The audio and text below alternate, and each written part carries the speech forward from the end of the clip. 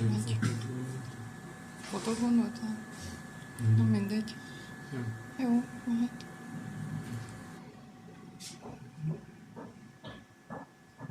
Őket már több mint fél idős.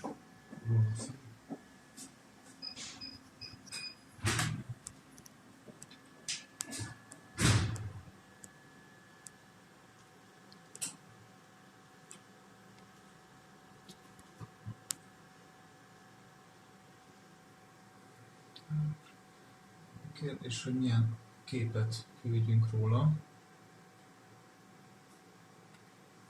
Most itt én azt ki tudom venni, hogy itt van a bordái, a szíve, ideje, de hogy ez most így egy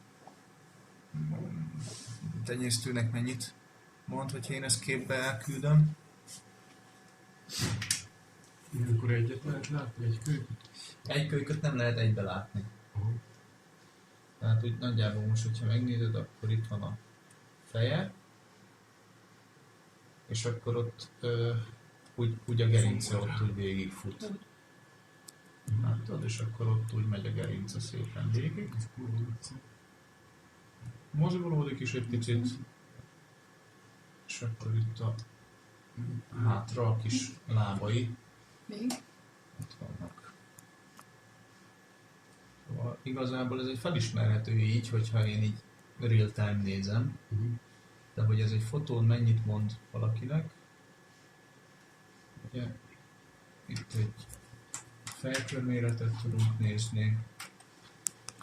Ugye, hogy most 2 centis a fejkörméret. Ránim. Még egyszer.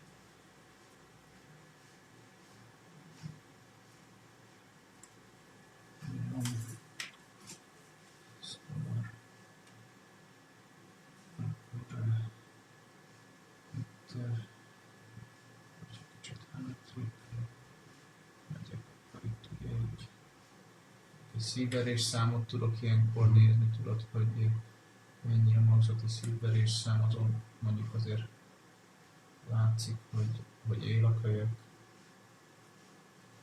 hogyha ilyet szeretnénk.